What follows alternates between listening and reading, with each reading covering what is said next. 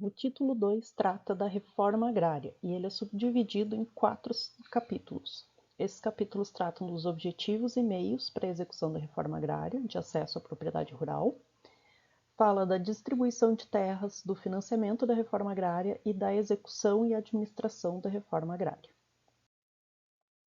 Então, inicialmente, ele estabelece os objetivos. A reforma agrária visa estabelecer um sistema de relações entre o homem, a propriedade rural e o uso da terra, capaz de promover justiça social, progresso, bem-estar do trabalhador rural, além do desenvolvimento econômico do país, com a gradual extinção do minifúndio e do latifúndio. Lembrando que minifúndio é aquele que tem capacidade inferior à de uma propriedade rural, né,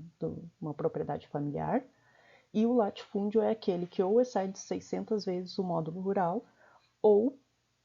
o módulo fiscal, desculpa,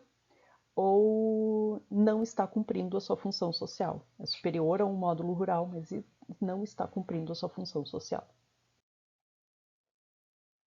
E que mecanismos serão utilizados para fazer essa distribuição e redistribuição de terras? Um deles é a desapropriação por interesse social, outro é a doação, a compra e a venda, a herança ou legado, a arrecadação dos bens vagos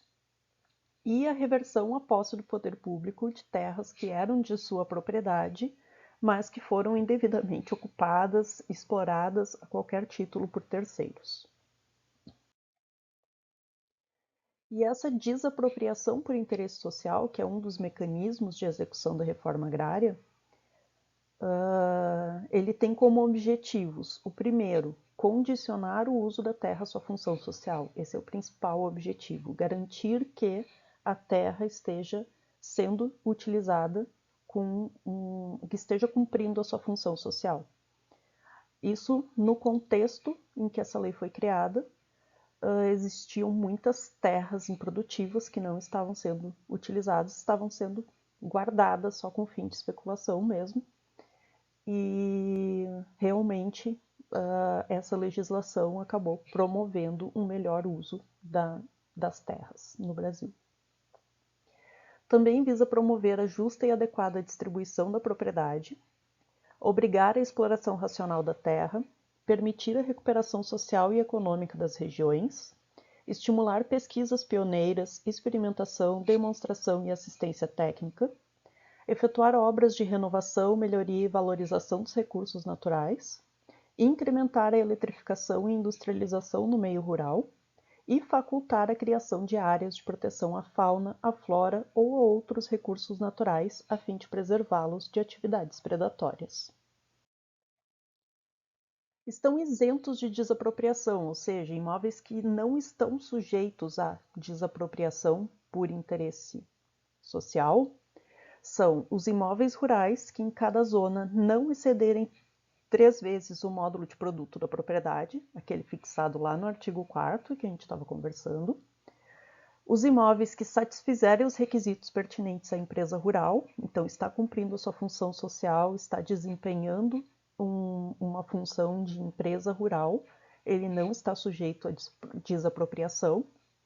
e aqueles imóveis que, mesmo que não estejam classificados como empresas rurais no momento, mas estão fora da área prioritária de reforma agrária e têm um projeto ou aprovado ou em execução que, em determinado prazo, vão elevar a sua categoria à empresa rural. E, pelo contrário, estão sujeitos à desapropriação todos os minifúndios e latifúndios, ou seja, toda aquela propriedade que é inferior a um módulo rural, inferior a que não seja capaz de suprir as necessidades e garantir o progresso, a subsistência e o progresso social e econômico de uma família, e aqueles que são muito maiores do que o módulo fiscal, né, 600 vezes o módulo fiscal da região, ou que não estejam cumprindo a sua função social, que são os latifúndios.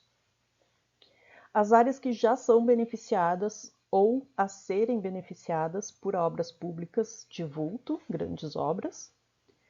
aquelas áreas cujos proprietários desenvolverem atividades predatórias, se recusando a pôr em prática normas de conservação dos recursos naturais, estão sujeitos à desapropriação. As áreas destinadas a empreendimentos de colonização, quando esses não tiverem logrado atingir seus objetivos. As áreas que apresentem elevada incidência de arrendatários, parceiros ou posseiros. E as terras cujo uso atual, estudos levados a efeito pelo Instituto Brasileiro de Reforma Agrária, que hoje é o INCRA, né, comprovem não ser o adequado à sua vocação por desenvolvimento econômico. E essa redistribuição de terras ela sempre vai ocorrer sob a forma de propriedade familiar, nos termos das normas aprovadas pelo Instituto Brasileiro de Reforma Agrária. Serão destinadas a agricultores cujos imóveis rurais sejam comprovadamente insuficientes para o sustento próprio e da sua família. Para a formação de glebas destinadas à exploração extrativa, agrícola, pecuária ou agroindustrial, por associações de agricultores organizados sob o regime de cooperativa. Também para fins de realização, a cargo do poder público,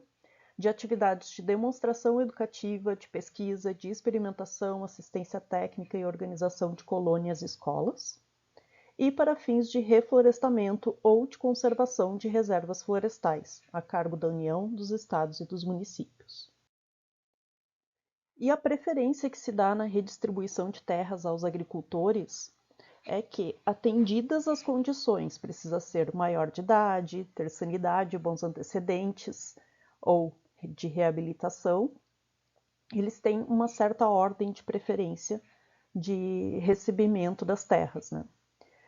A prioridade é sempre que a terra volte ao proprietário do imóvel desapropriado, desde que ele venha explorar a parcela diretamente ou por intermédio da sua família. Em segundo, aos que trabalhem no imóvel desapropriado como posseiros, assalariados, parceiros ou arrendatários. Terceiro, os agricultores cujas propriedades não alcancem a dimensão da propriedade familiar na região. Então, aos agricultores cujas propriedades sejam comprovadamente insuficientes para o sustento próprio da sua família e aos tecnicamente habilitados na forma da legislação em vigor ou que tenha comprovada competência para a prática das atividades agrícolas. Então, respeitando a ordem de preferência que trata desse artigo, ainda tem prioridade aqueles que têm a família mais numerosa e que toda a família está disposta, está comprometida a trabalhar no meio rural. Então, trata do Fundo Nacional de Reforma Agrária, ou seja, esse Fundo Nacional da Reforma Agrária é o produto da arrecadação da contribuição de melhoria cobrada pela União de acordo com a legislação vigente. Ele recebe uma destinação específica de 3% da receita tributária da região, da União, desculpa. Recebe recursos destinados em lei, à Superintendência da Política Agrária, recursos oriundos de verbas de órgãos ou entidades vinculados por convênios ao Instituto Brasileiro de Reforma Agrária, doações recebidas e a receita do Instituto Brasileiro de Reforma Agrária. Então, todos esses recursos, eles são colocados no Fundo Nacional de Reforma Agrária, que tem como objetivo indenizar propriedades desapropriadas ou realizar a compra de propriedades e redistribuição dessas. E o zoneamento é um dos artifícios também utilizado, que estabelece quais são as regiões críticas que estão exigindo reforma agrária com maior urgência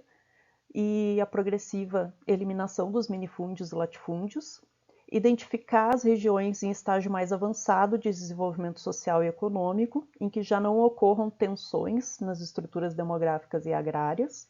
identificar as regiões que já são economicamente ocupadas, em que predomine a economia de subsistência e cujos lavradores e pecuaristas careçam de assistência adequada, e também identificar regiões ainda em fase de ocupação econômica, carentes de um programa de desbravamento, povoamento e colonização de áreas prioneiras.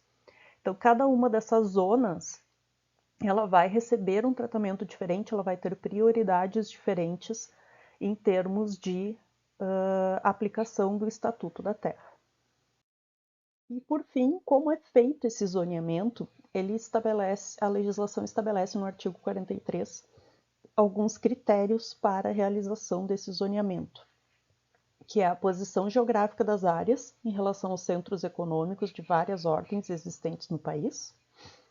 o grau de intensidade de ocorrência de áreas com imóveis rurais acima de 1.000 hectares e abaixo de 50 hectares, o número médio de hectares por pessoa ocupada é um dos critérios, as populações rurais, seu incremento anual e a densidade específica da população agrícola, e a relação entre o número de proprietários e o número de rendatários, parceiros ou assalariados em cada área.